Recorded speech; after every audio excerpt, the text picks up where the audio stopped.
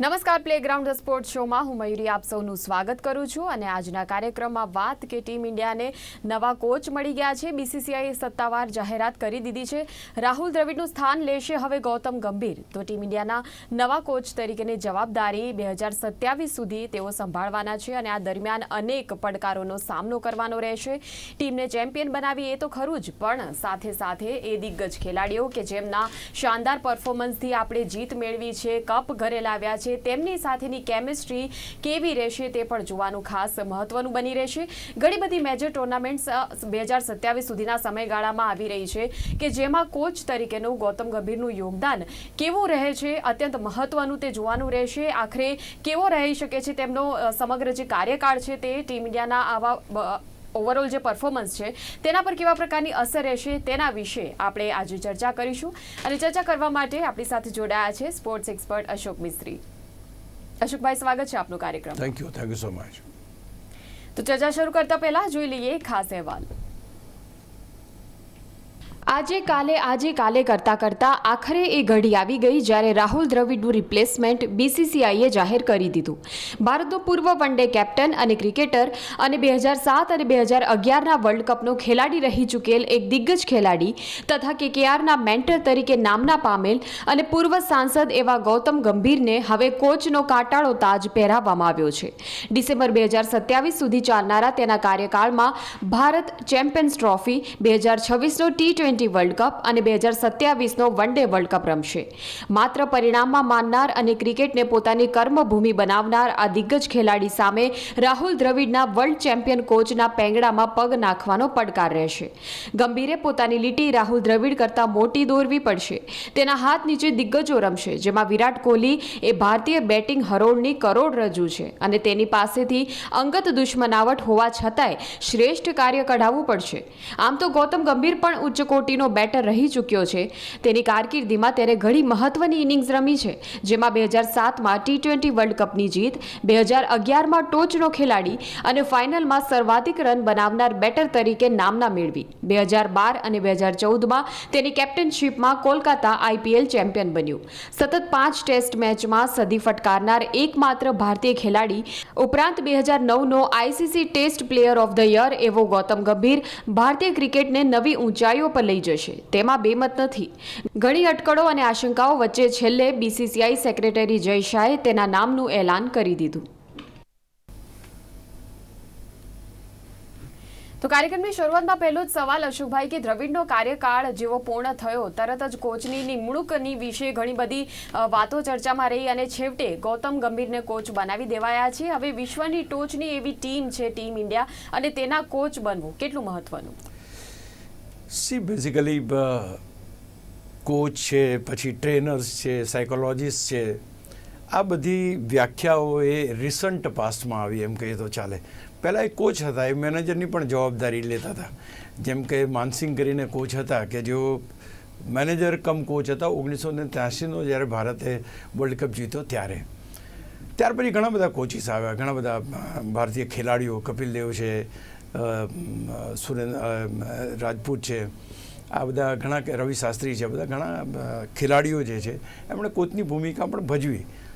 પણ જ્યારે કોમ્પિટિટિવ ક્રિકેટનો યુગ શરૂ થયો, પહેલાં ટેસ્ટ ચેમ્પિયનશિપ ને એવું બધું હતું નહીં, પછી વન ડે વર્લ્ડ કપ આવ્યો, ત્યાર પછી જે આખો ચેન્જીસ આવ્યો, એ ચેન્જીસની અંદર ક્યાંક ને ક્યાંક કોચ પણ એક હોવો જોઈએ અને કોચની પણ એક અલગ ભૂમિકા હોય એવું નક્કી કરવામાં આવ્યું. કોચ શું કરશે?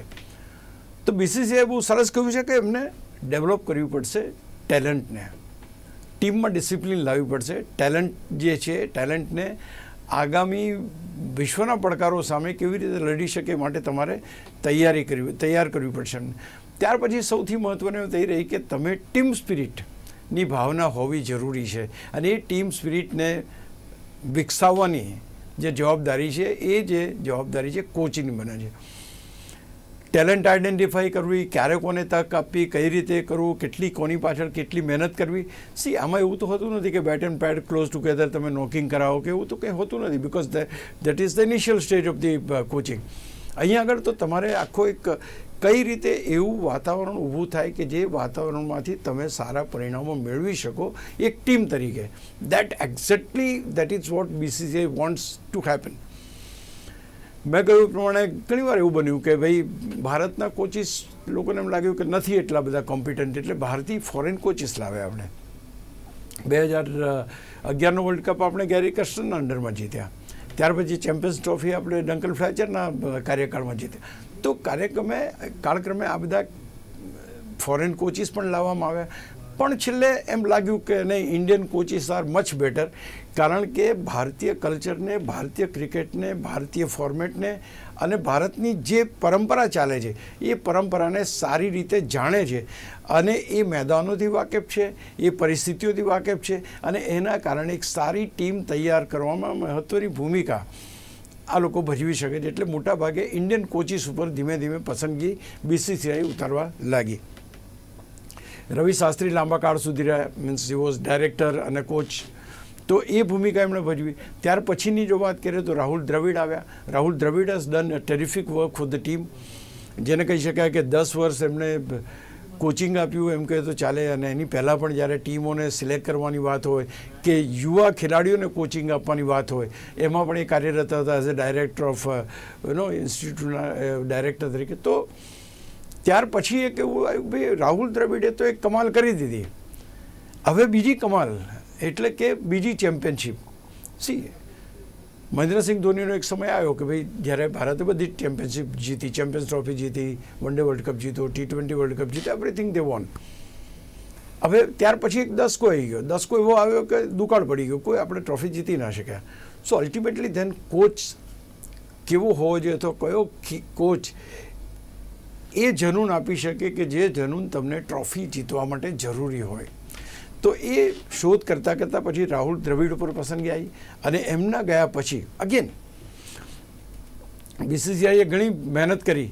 બહારના કોચિસના નામ પણ આવ્યા, બીજા અન્ય કોચિસના નામ આવ્યા. ગૌતમ ગંભીર કોચ બનવાના છે એ પણ વાત આવી. અલ્ટિમેટલી કોચિંગ તરીકેનો કાર્યભાર એમને આપવામાં આવ્યો. અપેક્ષાઓ અગણિત છે. કારણ એવું છે કે જો કદાચ આપણે છેલ્લી T20 વર્લ્ડ કપ ના જીત્યા હોત તો કદાચ એટલી મોટી મીન્સ કે એટલી મોટી જરૂર ના પડે તો આપણે કે ભાઈ બીજો કોચ કેવો હોવો જોઈએ. ના, અહીંયા આગળ ગૌતમ ગંભીરનું જે સ્થાન કેટલું મજબૂત બને છે એ ભવિષ્ય બતાવશે. પણ સૌથી મહત્ત્વની વાત છે કે રાહુલ દ્રવિડે T20 વર્લ્ડ કપ જીત્યો છે. You need to draw a bigger line than the earlier one. એટલે કે તમારે એનાથી મોટી લાઈન દોરવી પડશે કે એણે T20 વર્લ્ડ કપ જીતાડ્યો છે, હું તમને ચેમ્પિયન્સ ટ્રોફી જીતાડું છું, વન ડે વર્લ્ડ કપ જીતાડું છું અને T20 વર્લ્ડ કપ જીતાડું છું. સો દેટ ઇઝ ધ કમ્પેરિઝન કે એણે એકાદ વર્લ્ડ કપ જીતવાથી કોઈ ના થાય. એની જવાબદારી 3 જે મોટી ઇવેન્ટ્સ આવે છે એના ઉપર છે. એટલે અત્યારે જે રીતે ક્રિકેટ રમાઈ રહ્યું છે અને એ પોતે પણ જે ક્રિકેટ સાથે સંકળાયેલો છે ગૌતમ ગંભીર, એ ક્યાંક ને ક્યાંક એને આ બધા કાર્યો સારી રીતે કરી શકે એવી એક એફિશિયન્સી એની જે ઊભી થઈ છે એ એના માટેની આ તક એને પૂરી પાડી છે. એટલે કોચ તરીકે હું માનું છું કે એણે જે કામ કર્યું છે અથવા તો એણે જે કલકત્તા નાઇટ રાઇડર્સને જે રીતે ચેમ્પિયન બનાવી, તો all sad and done he has proved himself. એને કોઈ વસ્તુ પૂરું કરવાની નથી. પણ હા, હવે એક નવી જવાબદારી છે કે એણે એવા ખેલાડીઓ સાથે કામ લેવાનું છે કે જે ખેલાડીઓ સાથે રમી ચૂક્યો છે, જે ખેલાડીઓ સાથે લડી ચૂક્યો છે, જેમના મતભેદો હજુ સુધી સપાટી પર આપણને જોવા મળે છે, એ ખેલાડીઓને ટીમમાં એક ગોલ માટે તૈયાર કરવાના છે. એટલે ટફ ટાસ્ક, બટ ઓકે, એણે આટલું કામ કર્યું છે એટલે આપણે એમ ક્રેડિટ આપી શકાય કે હા, હી કેન ડુ ઇટ. કારણ કે એને જે રીતે કેકરના મેન્ટર તરીકે આ વખતની ભૂમિકામાં હતો, he has done his job, he has got the trophy also. તો હું માનું છું કે ગૌતમ ગંભીર પાસે એબિલિટીઝ ઘણી છે. યાદ રહે કે આની પહેલાં અનિલ કુંબલે પણ કેપ્ટન રહી ચૂક્યા છે, સચિન તેંડુલકર પણ કેપ્ટન રહી ચૂક્યા છે અને અમુક જોવા જઈએ ત્યાર પછી Anil Kumble was even coach. તો એ બધાને બધી જ સફળતા મળે એવું બનતું ને. તમે સારા ક્રિકેટર હો પણ સારા કોચ હો એ જરૂરી નથી. અહીં આગળ સૌથી મહત્ત્વનું કામ ટીમને એક સૂત્રમાં બાંધીને રાખવાનું છે. એમાં એ કેટલા સફળ થાય છે ગૌતમ ગંભીર, એના ઉપર એની સફળતાની પારાશીષ છે. And that will be the એની જે બિગર લાઇન ડ્રો કરવાની વાત કરું છું એ ક્યાંક બિગર લાઇન ડ્રો એ ત્યારે કરી શકશે. બિલકુલ. અને ગૌતમ ગંભીરની એ કારકિર્દી તરફ આપણે જ્યારે જોઈએ તો ખેલાડી તરીકે T20 one day world cup રમવા ઉપરાંત 2012 અને 2014માં KKRને IPLમાં તેણે ચેમ્પિયન બનાવી. ખેલાડી તરીકે બહેતરીન રેકોર્ડ છે. હવે કોચ તરીકે કેટલા સફળ થશે? એબ્સોલ્યુટલી KKRના કોચ તરીકે પણ એનો રેકોર્ડ શાનદાર જ છે આ વખતે, જે પ્રમાણે એને મેન્ટર કમ કોચ બંને ભૂમિકા હતી આમ જોવા જઈએ તો. He was very successful. He was been able to tell people, લોકોને કહેવા, he was able to convince કે we are here to play. આપણે 20 ઓવર્સની અંદર ત્યાં જઈને મેદાન ઉપર જઈને તમારા ભાગે 2 બોલ આવે, 4 બોલ આવે કે 1 ઓવર આવે, you produce results, you get the runs out of it, that's it, that is your work. તો સૌથી પહેલાં દરેકની જવાબદારી નક્કી કરી અને એમનું એ કરાવડાવ્યું એને કે yes you are suppose to do this, nothing else. એટલે એ જ્યારે તમે આજે તમારી રિસ્પોન્સિબિલિટીને જ્યારે ડિફાઇન કરો છો તો વર્ક બિકમ્સ મોર ઇઝી. કારણ કે અલ્ટિમેટ ગોલ શું છે? તમારે હીરો બનવાનો છે, તમારે છગ્ગા મારવાનો છે, તમારે ચોગ્ગા મારવાનો છે, કોઈ ગોલ નથી. તમારો ગોલ એ છે કે તમારું જે કામ છે એ તમે કરો. That is what exactly has been done. Player તરીકે હી વોઝ એક્સલન્ટ. આપણો પહેલો T20 વર્લ્ડ કપની અંદર હાઈએસ્ટ ફાઇનલમાં રન એના, સૌથી વધારે રન એના. ત્યાર પછી જે 2011માં રમ્યો વર્લ્ડ કપ એની અંદર 95 રન્સ હતા એના. પ્લેયર ઓફ ધી ICCનો પ્લેયર ઓફ ધ યર રહેલો છે એના કાર્યકાળની અંદર. ત્યાર પછી 2 વખત IPLના કેપ્ટન તરીકે એણે સફળતા મેળવી છે. રન્સની જે એની એવરેજ છે એ બધી સારામાં સારી છે. He was a captain for 6 matches for India અને એનો કેપ્ટન તરીકે 100% મેચો જીતવાનો રેકોર્ડ છે ભારતીય ટીમના કેપ્ટન તરીકે હું વાત કરું છું. તો ભવ્ય કારકિર્દી હતી એની. અને there is absolutely no doubt કે એની પાસે ક્રિકેટિંગ સ્કિલ્સ, જીતવાની સ્કિલ્સ, ટીમ કેવી રીતે બનાવવી એ અને બધાને સાથે લઈને રિઝલ્ટ, ગોલ કેવી રીતે અચીવ કરો, I think he knows everything. અને આટલા બધા વર્ષોથી એ ક્રિકેટ જાણતો હોય. ખેલાડી ક્યાંથી તૈયાર થયો છે, વિરાટ કોહલી ક્યારે રમતા થયો અથવા તો ક્યારે રમ્યો, રોહિત શર્મા ક્યારે રમ્યો, આ બધાની સાથે ખેલાડી જે રમી ચૂકે છે એ જાણકાર ખેલાડી તરીકે એની ભૂમિકા છે. પણ અગેન એઝ આ સેડ કે દરેક સફળ ખેલાડી એ સફળ કોચ ના પણ બની શકે. તો દેર આર પ્લેન્ટ ઘણા એવા કોચિસ હોય છે કે જે કોચિસ બહુ મોટી કારકિર્દી ના હોય. આચરેકર સાહેબને હું ને તમે તે વખતે નહોતા ઓળખતા, પણ એમણે સચિન તેંડુલકર જેવા એક સિતારાને તૈયાર કર્યો. તો this is what is coach શું છે. કોચ જરૂરી નથી કે જાગ જમાડ, પણ અત્યારના કોચ, પ્રેઝન્ટ સિનારીઓમાં કોચ એ જાગ જમાડવાનું વ્યક્તિત્વ છે. એવરીથિંગ ગોઝ અરાઉન્ડ હિમ. સારું ટીમ કરે છે તો પણ તમે જુઓ ગૌતમ ગંભીરની એક ખાસ, રાહુલ દ્રવિડની એક ખાસિયત હતી કે ધારો કે ટીમ હારી ગઈ, ખરાબ પ્રદર્શન થયું છે, તો he was not sending the captain to the પ્રેસનું ફેસ કરવા માટે. He himself use to come on, it is my team, I am taking the blame. So this is what exactly is required. Leadership quality કરતાં you take the blame on yourself. That is very important. તમને match જીતો ને તમે cup જીતો ને બધા માથે લઈને cup ફરે તો બરાબર છે, પણ ખરાબ દશા ચાલતી હોય, ખરાબ સમય ચાલતો હોય, ટીમ સારું ના કરતી હોય, તે વખતે મોરલ બૂસ્ટ કરવા માટે તમારો મેનેજર, તમારો કોચ પોતે જાય કહું કે I will face the media, don't worry, I will answer there questions. તો આ સપોર્ટ. અને બીજું, હંમેશા એમ તમને લાગવું જોઈએ કે સમબડી ઇઝ ધેર બિસાઇડ મી. મારી બાજુમાં કોઈ ઊભેલું છે જે મજબૂત સપોર્ટ મને આપે છે. And that is the coach who can do this. Any tournament, તમે જુઓ ફૂટબોલની ટુર્નામેન્ટ ચાલતી હોય ત્યારે કેટલો સ્ટ્રેસ ને કેટલું ટેન્શન તમને ફૂટબોલના કોચ ઉપર જોવા મળે. ત્યાં એમને જગ્યા આપેલી હોય છે, એમાં એ લોકો ફરતા હોય છે. You can see them, wild થઈ જાય છે લોકો. અને so that is because they feel every moment. They know કે કઈ રીતે કયા બોલને કેવી રીતના પેનલ્ટી કરીને ગોલ થઈ શકે. તો અહીંયા આગળ આ વસ્તુ છે, એને ફીલ થવું જોઈએ. એક ઘટના, મેદાન પર બનેલી ઘટનાને સંવેદનશીલતાથી પોતાને એક્સેપ્ટ કરી, યા this could have been done this way. એ એનું કામ છે. એને કોઈ ક્રિકેટ શીખવાડવાનું નથી, પણ એને જે ટીમનો moral, ultimately anything can done only on the moral. ભારતની T20 ટીમે વર્લ્ડ કપ જીત્યો, વોટ વોઝ ધ કોઝ? આપણે વનડેનો વર્લ્ડ કપ હાર્યા હતા, વ્યથિત હતા, આપણે એ થઈ ગયા હતા કે યાર કમોન, આ વર્લ્ડ કપ તો આપણે જીતવો છે, તો ધેન યુ કેન વિન. તો આ જે વસ્તુ છે એ ત્યારે આવી શકે કે તમારો કોચ, તમારું મેનેજમેન્ટ અને તમારો કેપ્ટન તમારી સાથે પણ in all said and done, coach is the man who can stand beside them like a strong wall. That is what Dravid has done. બિલકુલ. અને 2027 સુધી ગૌતમ ગંભીરની જવાબદારી રહેવાની છે કોચ તરીકેની. તેમના કાર્યકાળમાં champions trophy, T20 world cup અને વન ડે વર્લ્ડ કપ જેવી મહત્વની ટુર્નામેન્ટ રમાશે. તો એક તો ટીમ ડીલિંગ અને પરિણામો કેવા રહેશે? બહુ સરસ વાત કરી તમે. Team dealing, I mean that is the first priority for Gautam Gambhir. કારણ કે એના અને વિરાટ કોહલી વચ્ચેના જે ઝઘડા હતા અથવા તો ઓન ફિલ્ડ જે ઘટનાઓ આપણે જોઈ છે, આ બધી વસ્તુઓ લોકોના માનસ પટથી બહુ જલ્દી જતી નથી રહેતી. It takes time to be removed. એ તમારે એ ખેલાડીઓ સાથે મળીને તમે જો સારું પ્રદર્શન કરવા માટે પ્રેરણા આપી શકો છો, then you are the successful coach. ઘણા કેપ્ટન્સ એવી રીતના બને કે કોચ બને ત્યારે એમને એમ હોય કે હું આની સાથે મારે આવું થયું હતું, હું આને આવી રીતના કરીશ. પહેલી વસ્તુ એ છે કે ગોન આર ધ ડેઝ કે જ્યારે તમે રિવેન્જ લઈ શકો કે કોઈને વિક્ટિમાઇઝ કરી શકો. કારણ કે અત્યારે બધા કેમેરાઝ એટલા બધા હોય છે, એટલી બધી સિક્યોરિટીઝ હોય છે, એટલે તમારી પાસે પેરામીટર્સ ઘણા બધા છે. તમારી પાસે અમ્પાયર હોય છે, ત્યાર પછી થર્ડ અમ્પાયર હોય છે, ત્યાર પછી તમારી પાસે અન્ય ઓફિશિયલ્સ હોય છે કે જે બધી વસ્તુ પર નજર રાખતા હોય. હવે એનું મેઇન એ છે કે ભાઈ how he is dealing with the team. એણે ઓલરેડી ડીલ કરીને બતાવ્યું.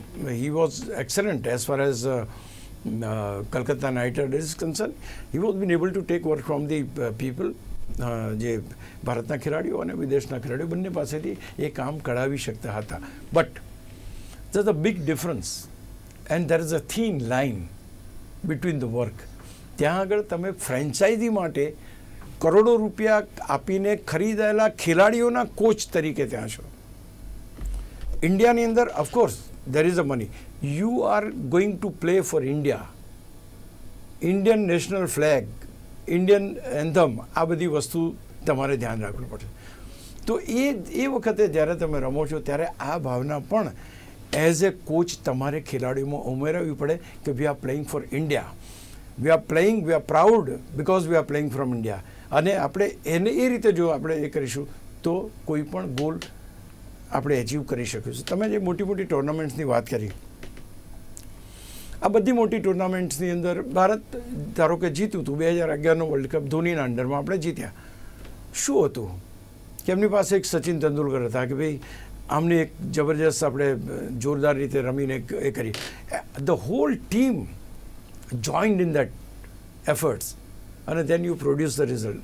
કર્સ્ટન has made it a point કે ભાઈ તમે બધા સાથે રમો. મીન્સ જો તમે લોકો બધા જ પરફોર્મ કરશો તો then there is nothing which can stop us. અને દે મેડ ઇટ હેપન. એણે કારણ બનાવ્યું કે સચિન તેંડુલકર રમવાના છે, આપણે એનું he may not be able to participate in the next World Cup, so we have to get this by hook or by crook, and that was the message when sent. એમ તો picturisation થયું છે એટલે આપણે એ પણ ઘણી બધી વસ્તુ જોઈ ચૂક્યા છીએ. અહીં આગળ એ જોવાનું છે કે તમે કોઝ માટે તમારી ટીમને કેવી રીતે તૈયાર કરી શકો છો. Now what did Rahul done? As I told you કે એક વર્લ્ડ કપ આપણે હાર્યા છે, આપણા હાથમાંથી કોળિયો ઝૂંટવાઈ ગયો છે, બીજો વર્લ્ડ કપ જવા દેવો નથી. અને એટલા માટે કોઝ હતું કે we wanted this world cup to be at India. કારણ 10 વર્ષનો દુષ્કાળ છે પૂરો કરવો હોય. Now here things are different. હવે અહીંયા ગંભીરની સમસ્યા એ રહેવાની છે કે the team is in a changing mode.